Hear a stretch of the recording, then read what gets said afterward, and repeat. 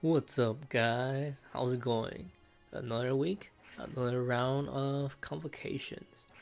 I know a lot of you guys don't like this quest, that they appear gimmicky, but this week's convocation of ancients, I'm not sure if it's the AI that's kinda out of whack or something like that, but the AI is pretty dumb. They don't seem to use their more damaging spells. And in the case of this stage, Corvus, at least for me, doesn't appear to move unless you get into his range. So all the units can be slowed down. So Chihaya is really useful here. That allows you and your units to get twice as many turns in theory, but since they have their own Chihaya, it kind of cancels out, which is better than if only your units were slowed down to a snail's pace. The most important unit in this composition is Setsuna, and I lost one turn on her, whatever, because she fell asleep. She's a really good unit. You should definitely train her. In Japan, she's got I think another job plus that boosts her back into SS tier. She gets Shura is what I heard.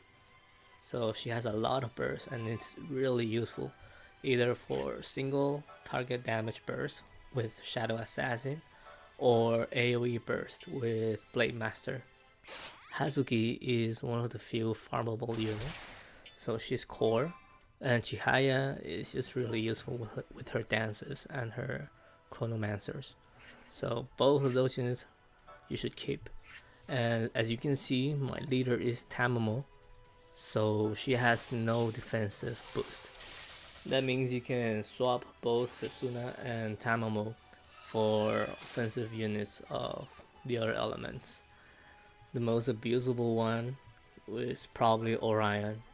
If you have Orion, you can just discard this guy, vaccine him, boost him, start dancing with Chihaya, and he'll pretty much solo the whole stage. As with previous maps, when you kill certain units, the human units will cast global abilities. In this map, killing Ratties procs Mika's. She casts a healing on your team. I'm not sure why. But at the same time, it will also proc the other human units. Each Ratty can proc a single human. I'm not sure what they do because I kind of focus them down in the beginning and they end up not casting their globals. So you should just do the same. And leave the Ratties for last.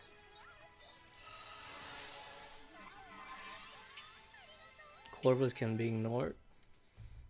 You go after him after you kill Theresa, Mika, and Caris. This was actually the worst run out of the 3 that I had testing it. On the previous runs, Theresa didn't use any skills on me.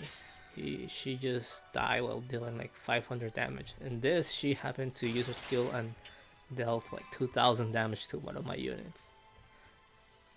Oh, the Ratty that's going towards the grid, if he gets there, your units will get poisoned and additional ads will spawn, so it's recommended that you don't let him do that.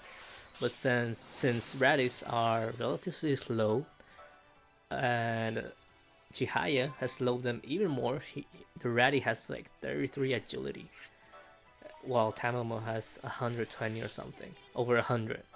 That means that Tamamo, which is the one I'm gonna use to kill the Ratty, can get a lot of turns before the Ratty gets a single one. In this case, I had another turn before the Ratty would move before Tamamo, if you know what I mean. But I killed him anyways. As long as your units are vaccinated, the cursed abilities will not work on you. But once you're cursed, you cannot vaccinate away. So make sure to either be vaccinated before they cast their curse, or kill them quickly. Especially the Dark Ratty, who cast a death sentence.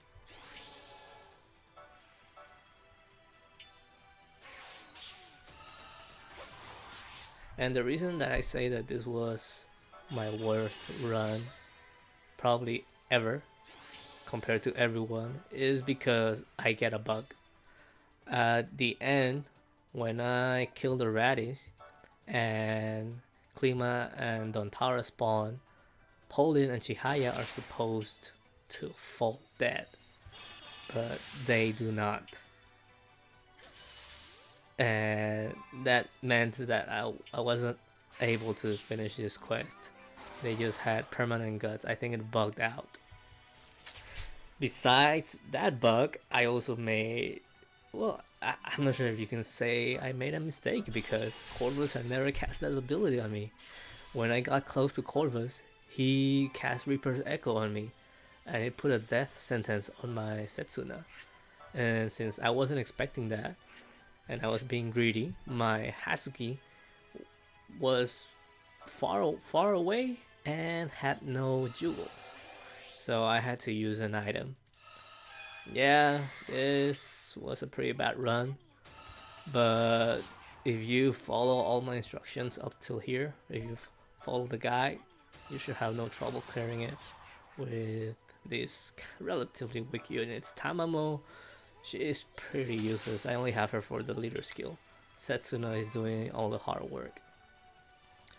For the kill 4 units, I like to use the stairs, because I know that I will hit at least 3 units, and I need an additional unit.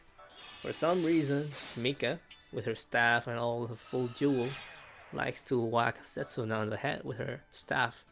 So if you go on top of the stairs by auto-attacking Caris, Mika will come to you and get in the range of the AoE.